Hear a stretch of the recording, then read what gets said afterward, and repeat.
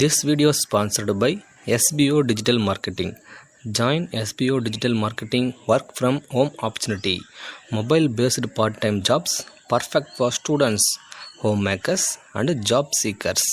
Skip பண்ணாதீங்க. பெரிய தப்பு. தினம் 300 ரூபாய் சம்பாதிக்க அரிய வாய்ப்பு. இன்ஸ்டாகிராம், ஃபேஸ்புக் பயன்படுத்த தெரிந்தால் போதும் content post and content publishing மூலமா தினம் 300 ரூபாய் சம்பாதிக்கலாம். இந்த வேலை செய்ய 5 நிமிடம் போதும். Work training support, group communication support, all language customer live chat support, முக்கியமா சொந்தமா ஒரு பிசினஸ் ஸ்டார்ட் பண்ற அளவுக்கு உங்களால கற்றுக்கொள்ளவும் முடியும், சம்பாதிக்கவும் முடியும். இந்த வேலை வாய்ப்பு வழங்குவது 5 வருடத்திற்கு மேல ரன் ஆகிட்டு இருக்க நம்ம தமிழ்நாட்டு company school of business organisation private limited. மேலும் விவரங்களுக்கு டிஸ்கிரிப்ஷன்ல கொடுத்திருக்க நம்பருக்கு வாட்ஸ்அப் பண்ணுங்க.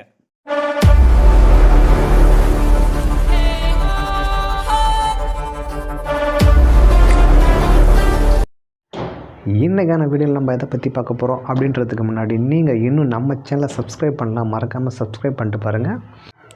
இன்றைக்கான வீடியோவில் வந்து ரிமைனிங் இருக்கிற இம்பார்ட்டன்ஸ் கொஸ்டின்ஸ்லாம் பார்க்கலாம்.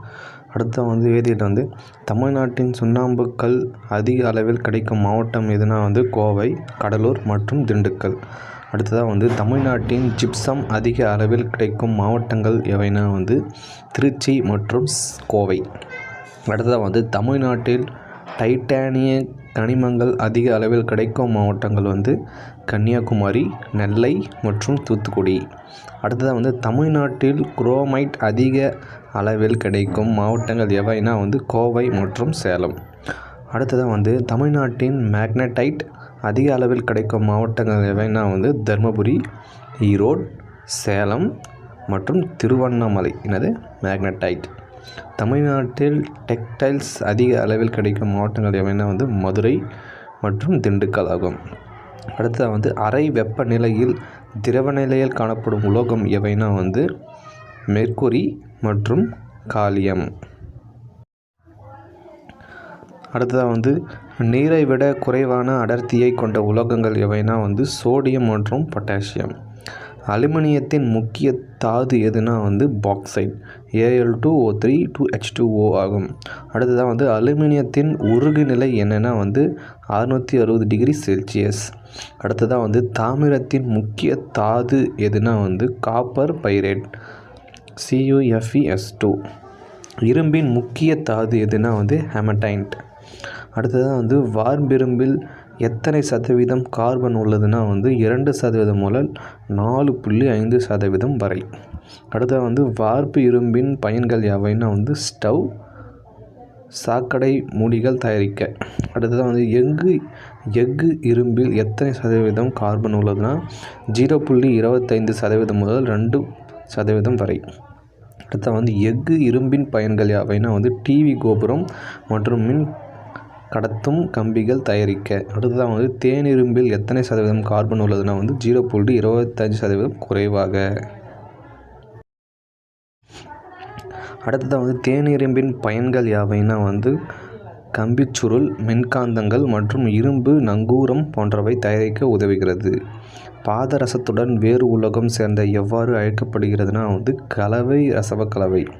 அடுத்து பற்குவியல்களை அடைக்க பயன்படும் உலோகங்களை எதுனா சில்வர்டின் இரட்சக்கலவை. அடுத்து பித்தத்தலையின் பகுதி பொருட்கள் யாவைனா தாமிரம், Cu மற்றும் ஜிங்க். அடுத்து வெண்கலத்தின் பகுதி பொருள் யாவைனா தாமிரம் மற்றும் தகரம்.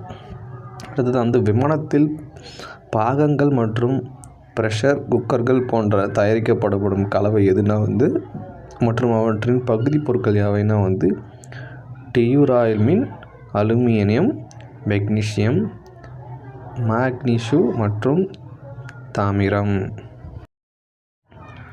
அடுத்ததாக விமானத்தில் பாகங்கள் தயாரிக்கப்படும் கலவை எது மற்றும் அவற்றின் பகுதி பொருட்கள் யாவைனா மெக்னீசியம், அப்புறம் அலுமினியம் மற்றும் மெக்னீசியம்.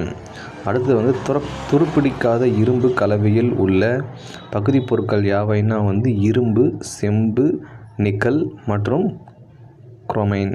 அடுத்து துருப்பிடிக்காத இரும்பு கலவையில் தயாரிக்கப்படும் பொருட்கள் யாவைனா பாத்திரங்கள், வெட்டு கருவிகள் மற்றும் வாகன உதிரி பாகங்கள். அடுத்ததாக இரும்பு கலவையில் உள்ள பகுதி பொருட்கள் யாவைனா இரும்பு, தாமிரம் மற்றும் நிக்கல் ஆகும். அடுத்ததாக கலவையில் தயாரிக்கப்படும் பொருட்கள் யாவைனா வந்து விமானத்தின் உதிரி பாகங்கள், உந்திகள், விமான என்ஜின்.